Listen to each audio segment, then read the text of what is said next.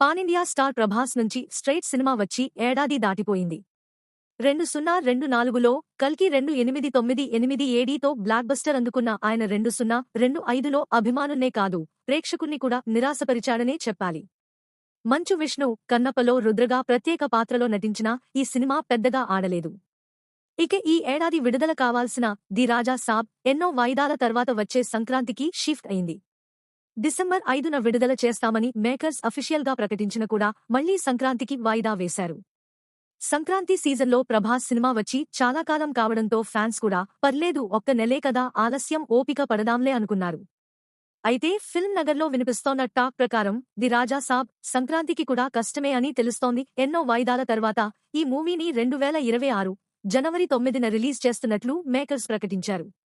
ఈ నేపథ్యంలోనే ఇటీవల ట్రైలర్ కూడా రిలీజ్ చేశారు. ఈ సినిమాపై మొదటి నుంచి బాగా హైప్ క్రియేట్